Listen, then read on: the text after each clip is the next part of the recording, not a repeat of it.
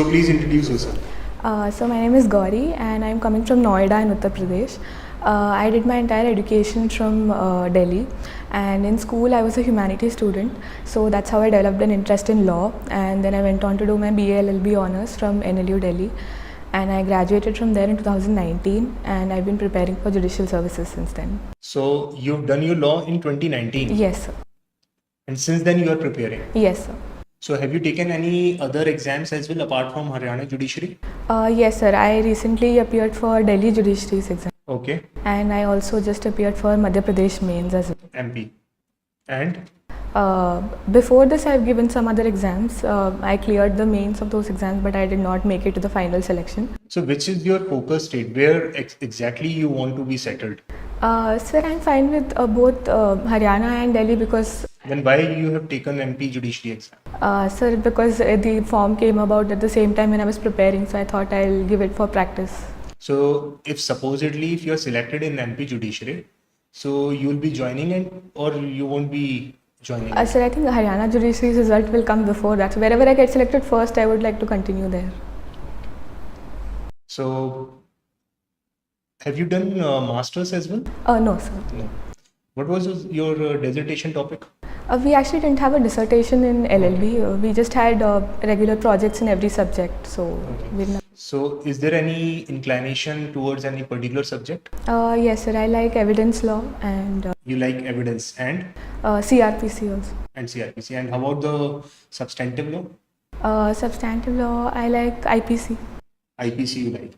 So can you tell us, is there any provision for punishing a wrongdoer for keeping drugs under the IPC? Under the IPC? Sir, I'm not exactly able to recall it under the IPC. I'm aware of only the NDPS Act. Okay. So what do you know about NDPS Act? Sir, in one of my internships, I had researched a little bit on the bail provisions in NDPS Act, and the offences under that depend on, and the penalty and the bail provisions depend on the quantity of the drugs that is found on the accused, whether it is small quantity or commercial quantity. So I had researched a little bit about that. Yeah. Okay, so what is the difference between a murder and death by negligence? So the basic difference is in the mens rea. So in case of murder, there is just intention to cause death, or intention to cause bodily injury that is sufficient to cause death, etc. So the clauses of section 300, basically intention or knowledge has to be proved. Whereas in case of death by negligence, there is neither intention nor knowledge. It's negligence means basically lack of that foresight, or lack of the ability to foresee what are the consequences, or foreseeing it but still going ahead with it and then committing an act which ends up causing death. Can we convict an accused for both the offences under no, they are 304A and then... no, they are mutually exclusive, because if you are saying that there is intention then, or intention or knowledge, then it would go under murder. If there is no intention or knowledge, then it's 304A. In fact, the language of 304A itself states that it excludes the applicability of this mens rea. So 304A uses the term negligence. So does it mean only a simple negligence or a gross negligence? It refers to gross negligence. So in every case, gross negligence is required? Yes. Is it? Yes. So why have the legislature written only the negligence one and gross negligence then? Sir, the term gross negligence is actually evolved through judicial interpretation, because I think in a lot of times this is used to penalize doctors' professional culpability. So in those cases, courts have pointed out that there may be a situation where a person, by means of just an error of judgment or some kind of a casual mistake, at times that person may end up causing death. So to avoid such people getting caught up within the ambit of 304A, courts have actually inserted the word gross into it's a judicial interpretation basically. And how about the difference between dowry death and murder? In case of dowry death, there is it is like a murder only, or it could also be death due to... Can we punish the accused for both the offences? I'm not exactly aware of that, sir, but there could be certain situations within 304B which are not explicitly covered under the definition of murder. For example, if the death occurs due to accidental causes, or if clearly intention or knowledge has not been proved, or even in fact 304B has been interpreted to even cover suicide cases. Anything which is not just homicide could include any of those other situations. But then homicides are also covered under the dowry death, is it? They are covered under it. So can we convict both? I'm not entirely aware of that, sir. So what is the difference between cruelty and can we convict the accused for dowry death and cruelty both? Yes, sir. The cruelty is included within dowry death. So can we convict an accused for dowry death without cruelty? Yes, sir, that can also be done because the punishment for dowry death is anyways more than cruelty, and it includes within its ambit the offence of cruelty as well. So you are saying that dowry death includes cruelty? Yes. So my question was, can we convict the accused? Can we convict an accused for dowry death without convicting him under cruelty? We can do so. There is no bar to it as such. But generally, the cases that I've seen. You are saying that cruelty is a part of the dowry death. Yes, sir. But so that's. If dowry death has to be proved, then cruelty is automatically requirement. And then if cruelty is proved, then the accused has to be punished under 498 IPC as well? Yes, sir. That's what I think. In most of the cases that I've seen, they're convicted under both. So I think that should be the position. So you said you like CRPC and evidence also. Yes. Who has written Indian Evidence Act? Sir, it was Mr. James Fitzstephen. Sorry? I'm not exactly able to recall the exact name right now. And you said CRPC is also your favorite subject. Yes. Which, if we ask you the chronological order of CRPC, which exactly number, like the current CRPC which we are having is 1973 CRPC. Yes, sir. Before that, how many laws were passed for the criminal procedure? Sir, I'm aware of the CRPC of 1989. Other than that, I'm not aware of any other laws on criminal procedure. And can we, do you know the law on additional prosecution? Yes, sir. Can you please explain? It's given under section 319 of CRPC. So basically at any stage of inquiry or trial, if the court is of the opinion that any person other than one who's already accused before the court may also have committed the offence, then the court can proceed against that person. So the purpose of this power is basically that if the investigating authority has left out anyone from being charge sheeted, then the court is not precluded from proceeding against that person. What if an accused was, mentioned in the FIR, but he was not actually charge sheeted? Can we, at the trial of the other accused, other co-accused, can we include the other, the left accused under section 319? Yes, sir. The court has the power to do so if his role is clear from the police report and the other What evidence. exactly has to be examined by the judicial officer for initiating additional prosecution proceedings? So there has to be something more than just a prima facie case. That is what the Prima facie case evident from?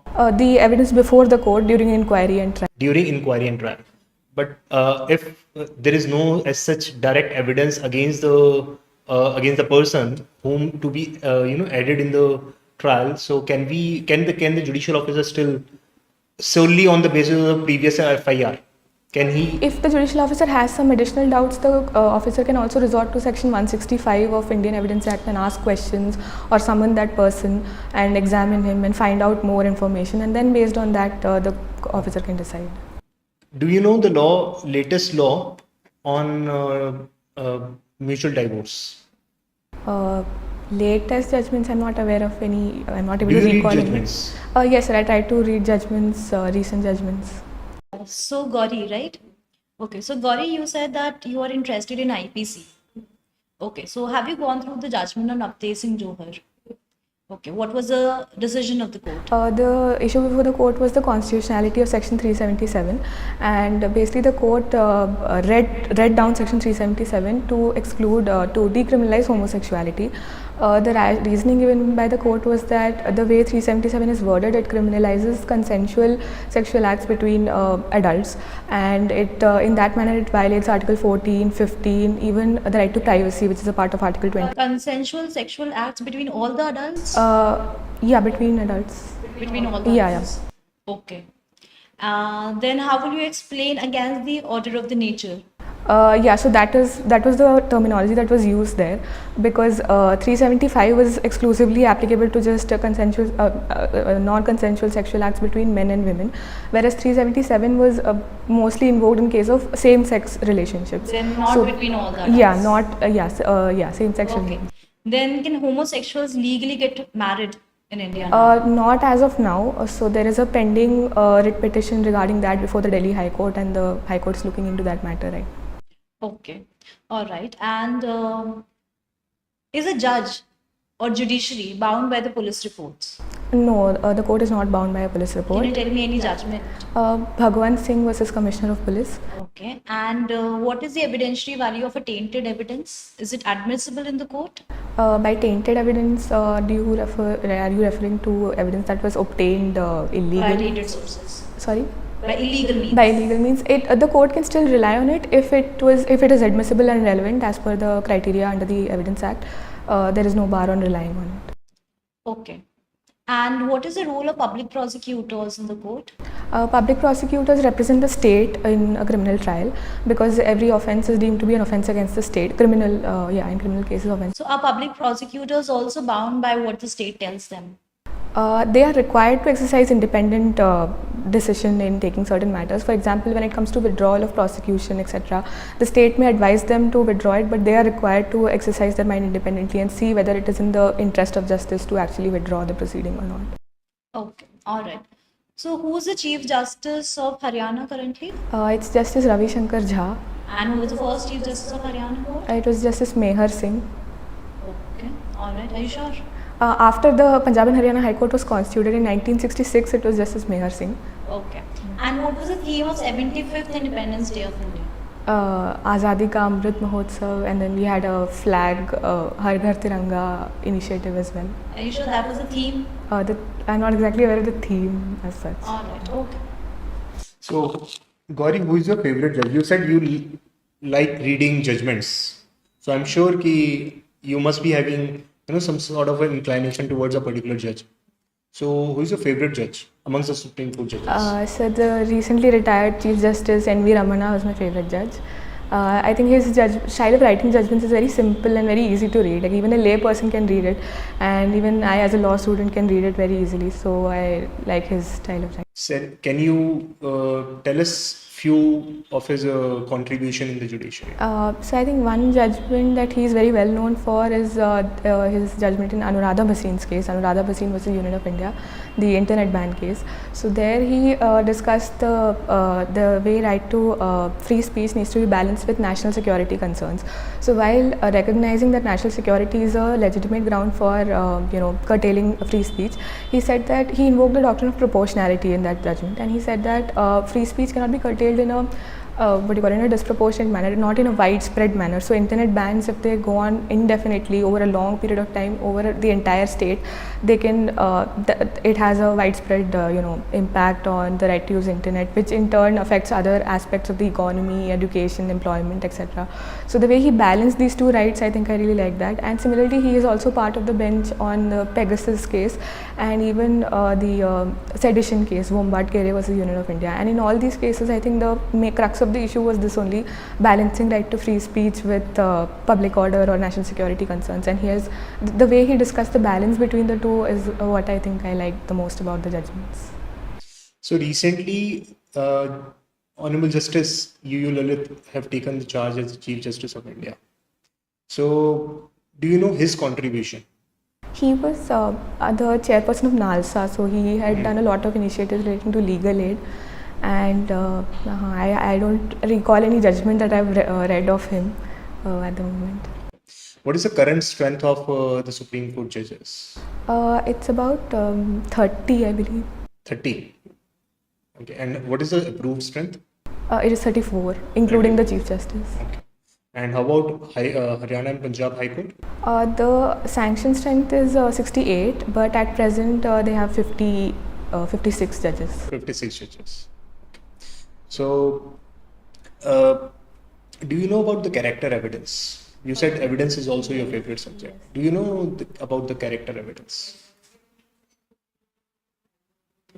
Okay. How it is relevant? Can you explain us the relevancy of the character evidence? In civil cases, basically, character as a general rule is not relevant because the general rule is that the court should look at the merits of the cause of action and not the man who's before the court.